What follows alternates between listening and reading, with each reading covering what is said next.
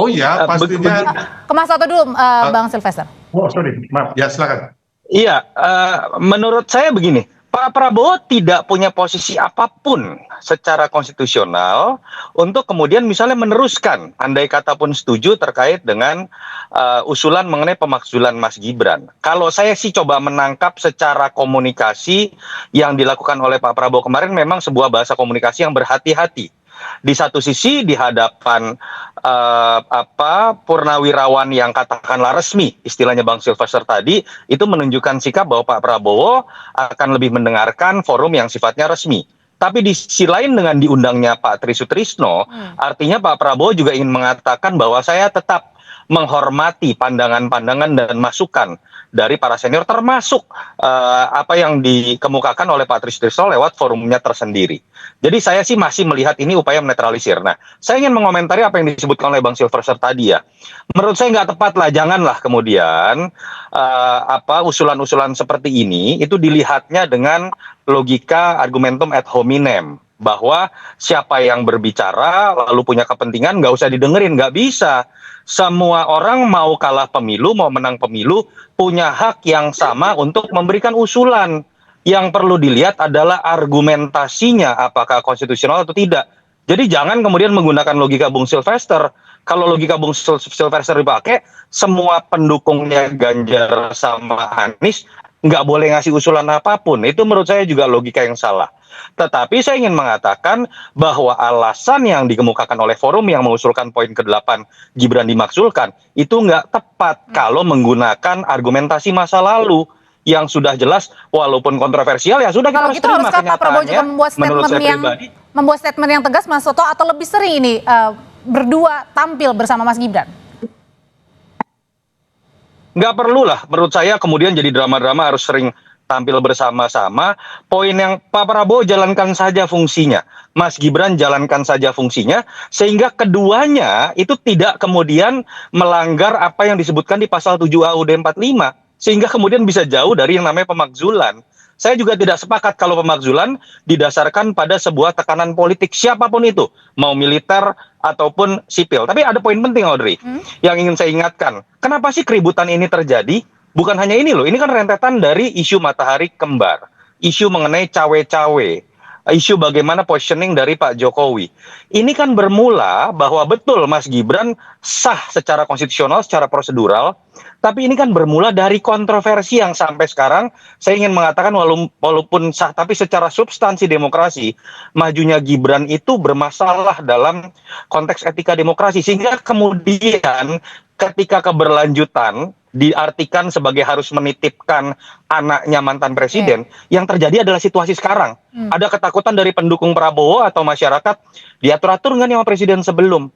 Ada nggak cawe-cawe dari presiden sebelum? Artinya masih ada kegelisahan mungkin di sini. Prabowo.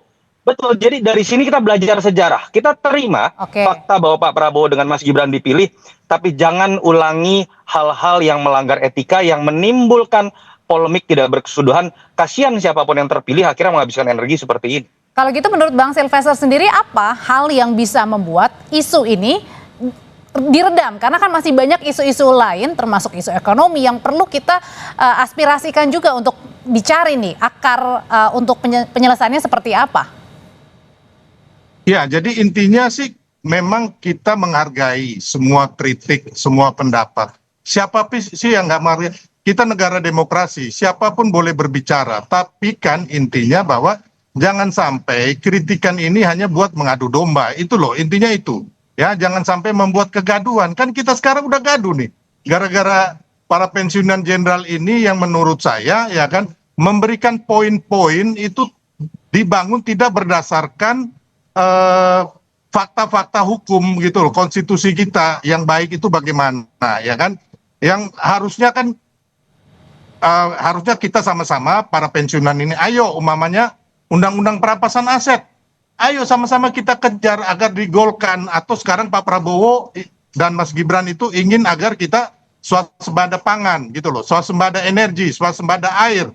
Bagaimana kita melihat Panglima TNI, Kasat, saya pernah ke kantornya Kasat, beliau menunjukkan ini loh Bang, kami punya pompa Kalau tadi air. dibilang Ya, Mas kami Toto bilang turun ke mungkin sawah. ada kegelisahan, ada kegelisahan Ya. mungkin yang dirasakan. Kegelisahan apa? Udahlah, udah kalah pilpres, ya udah nanti bertarung lagi di 2029. Nah, Gampang itu kok. menurut Tapi kalau mau menurut saya nggak dirangkul, tepat. Bang Silvester, Anda enggak, jangan Bang. Gini. nggak. Anda kan orang pendukung Anda Ganjar, saya tahu itu. Jadi gini, Anda jangan Ini kita balik menggunakan ke- logika argumen. itu Anda kan Anda kalau pendukung seperti Ganjar, Anda ini harus siapapun ngomong yang gitu. kalah Anda anggap tidak punya hak untuk bersuara. Saya Logika Anda netral rusak, tau sebagai nggak anak Silvester? merah putih loh, Bang. Nggak bisa loh. Anda ngerti Nah, nggak? Logika Anda itu rusak. urusan Abang. Abang nggak usah. Anda uji Ini. argumentasi dari Forum Purnawirawan itu. Jangan lihat latar belakangnya. Bukan gitu loh. Poinnya ada Itu nggak aja. sekarang? Itu ada bermanfaat nggak buat bangsa Masa yang kita? boleh Kalau bersuara kita cuma diadu 58% gimana? dari suara Kalau- pendukung Prabowo Gibran? Inilah logika yang membuat Bang, kegelisahan kalau umpama bertambah. besok ribut-ribut, Anda mau tanggung jawab gara-gara Loh, ini. bukan tentang ya. itu. Saya anak merah putih, Anda saya nggak mau. jangan Baik. menggunakan logika argumentum ad hominem bahwa ada yang punya hak lebih untuk bersuara karena menang Ya, pilpres. tahu. Kita punya tahu, tapi kan kesamaan latar belakang orang dalam bikin itu kan menolak nggak argumentasi tersebut. Pemakzulan ini salah karena tidak cukup argumentasi, tidak cukup Ya, memang fakta secara salah konstitusional. secara Kita sepakat tentang ketatanegaraan poin kita itu. salah. Nanti dulu, kita sepakat tentang poin itu, tapi jangan batasi hak siapapun termasuk para purnawirawan ini hanya karena mereka dianggap kalah pilpres. Itu saya tolak. Bang Silvester? Ya, saya hargain itu. Kalau umpama beliau ini kan juga timnya Ganjar, saya tahu pasti dia akan Nah, ngomong udah nggak begini. nyambung lagi. Tapi Di sini Udah kita nggak undang nyambung Mas lagi, Toto Audrey. sebagai pengamat, Kita- Bang Ngomongin, Silvester. Audrey. Saya dengan Anda berbeda ya. Saya melihat sesuatu dalam kerangka untuk membangun bangsa. Ya kan, kalau Anda kan Nggak bagian nyambung, nggak dari nyambung. resiko Ya. itu juga. Tadi Jadi juga wajar sudah disuarakan Anda oleh Mas nggak Toto nyambung. bahwa Bisa, Bang. tidak setuju juga dengan pemakzulan. Tapi mungkin begini, Bang Silvester, yang dimaksudkan adalah pasti kan ada argumen tersendiri. Tidak mungkin seorang purnawirawan TNI tidak ada angin, tidak ada hujan, kemudian bersuara seperti ini. Pasti kan ada alasan mungkin di balik itu. Ya, alasannya kan kemarin kan mereka kembali lagi ya. Ya, mereka kemarin juga tanggal 19 Maret 2024 ke KPU itu Pak Soeharto dan Sunarto itu memprotes bahwa Pilpres itu curang. Gitu loh, ada latar belakang. Jadi nggak bisa juga kita abaikan latar belakang mereka. Audrey, saya gitu boleh loh. jawab nggak, Audrey? Ya, Apa yang mereka silakan. lakukan. Kalau Kecuali Silvester ada poin-poin yang menggunakan bermanfaat buat logika bangsa, seperti kita ini, sepakat, kita rapat. Silvester, kamu ingat nggak yang namanya tim Prabowo pun ketika kalah 2014-2019 melakukan protes ke KPU dan Bawaslu. Apakah Pak Prabowo dengan timnya kemudian pada saat itu dianggap bro. tidak punya hak bersuara? Paham, Mas. Anda nggak Pak nyambung. Prabowo, kami belum Kita ada di situ. bicara di sini, kita uji saja apakah Oke. argumentasi purnawirawan itu kuat atau tidak secara konstitusional. Jangan Anda bawa menang atau kalah. Itu yang akan menambah kegelisahan. Kita uji, Pak Yunarto. Kita yang uji, terhormat, tapi ya. Anda jangan mulai dengan bahasa kalau Anda kalah Oke. pilpres, Kalau Anda gitu, tidak boleh Bapak-bapak, bersuara. sing- Itu udah ngawur. Bapak-bapak, singkat saja. Saya mau minta pandangan dari Bang Silvester dan juga Mas Toto. Tapi Ya, Bang Silvester dulu. kita Kalau uji begitu, sama-sama. bagaimana caranya biar isu ini tidak semakin menjadi bola liar dan akhirnya kita kan masih punya isu-isu lain ya, isu ekonomi, Udah jadi bola liar. isu lain sebagainya. Gimana caranya ini supaya tidak ada lagi nih isu pemakzulan ini? Atau Kalau buat diredam saya gitu, simpel. Mas Toto? Kalau buat saya, ketika Pak Prabowo bekerja dengan sebagaimana mestinya, memposisikan dirinya sebagai satu-satunya pemimpin, Mas Gibran memposisikan dirinya sebagaimana mestinya secara konstitusional, itu menurut saya juga dia akan Ya, halo teman-teman, kembali bersama saya di channel ini. Salam inspirasi, salam NKRI, harga mati. Ya, perdebatan Bung Yunarto ya dan juga Silvester soal pemakzulan Gibran, tuntutan dari para purnawirawan TNI yang dimana melalui forum menghasilkan 8 tuntutan dan yang ke-8 memakzulkan atau mengganti Gibran atau mengganti wakil presiden lewat MPR. Dan ini tentu sangat serius. Dan petisi ini saya rasa bukan main-main karena ini dari para purnawirawan yang bagaimanapun ya mereka ini orang-orang yang mencintai negeri ini dan juga sudah banyak pengabdiannya untuk bangsa dan negara. Tetapi saya di sini tidak terlalu jauh lah panjang lebar ke sana karena sudah banyak sekali terus-menerus yang saya bahas dan saya upload di channel ini. Dan kemudian tadi tampaknya Bung Yunarto skakmat Silvester yang katanya Anda logikanya salah kalau seperti itu, ya.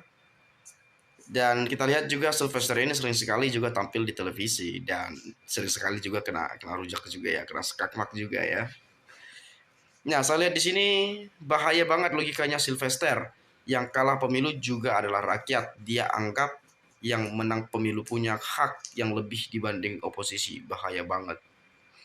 Ya namanya juga Sylvester ya, main kayak gitu ngomongnya. Kayak udah merasa kayak gimana gitu ya. Ya kalau apa maunya, ya udahlah kalau apa janganlah banyak-banyak omong ini itu. Dukung aja terus. Maunya seperti itu. Kalau si Sylvester ini kalau saya lihat terus ya. Sama tuh kemarin sampai berantem tuh sama Rocky Gerung ya. Padahal Rocky Gerung bukan nuduh waktu, bukan bilang dia penjilat, tapi merasa dan sekaligus mengaku. Jangan karena segelintir purnawirawan yang udah tuir-tuir yang nggak jelas argumennya mau maksudkan Gibran karena iri dengki sama Gibran. Ngapain iri sama Gibran ya? Nggak ada dong irinya teman-teman ya. Swasembada ngaco rakyat Banten.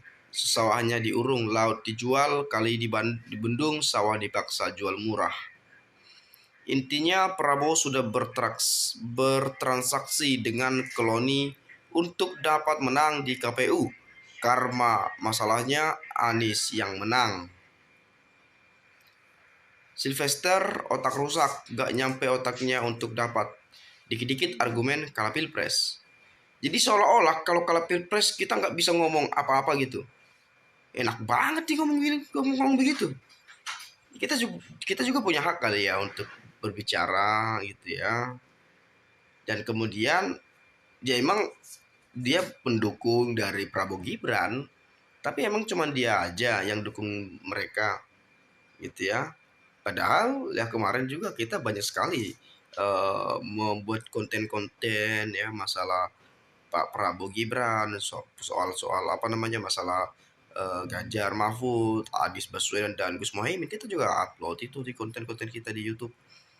Dan itu kan juga sebagian daripada kontribusi kita untuk negeri ini memperkenalkan, oh ini loh calon pemimpin kita. Ya kan gitu. Nah kemudian maaf Sylvester, akal kau nggak sampai. Para purnawirawan itu pemikirannya jauh di atas you. Kau ngomong asumsi doang. Namanya penjilat, apapun disampaikan dia tetap membela tuannya. Logika mereka udah nggak main, yang penting mereka masih dikasih makan tuannya. Sebetulnya kita juga awam terhadap hukum terkait undang-undang dan sebagainya. Tapi kalau kita menggunakan biologika, tentu kita juga tahu kondisi negeri ini seperti apa. Kita juga pasti bisa melihat oh ini gini loh, gitu ya. Instrumen politiknya, catur politiknya, ya, permainan politiknya. Sebetulnya kita bisa baca juga, gitu ya. Ya meskipun terlepas daripada itu ya kita awam terhadap hukum, terkait hukum undang-undang dan pasal-pasal segalanya gitu ya. Tapi kita punya akal sehat, kita punya logika untuk dapat berpikir dengan cermat. Apalagi sambil ditemani secangkir kopi hangat ya. Mungkin itu sajalah teman-teman yang dapat saya sampaikan, kurang lebihnya saya minta maaf. Mungkin sekian dari saya. Silakan sampaikan pendapat Anda, perspektif dan penilaian Anda di komentar pada video ini, agar nantinya kita bisa sama-sama saling bertukar pikiran antar satu dengan yang lainnya melalui komentar pada video ini. Itu saja, dilarang baper, salam, dan sampai jumpa.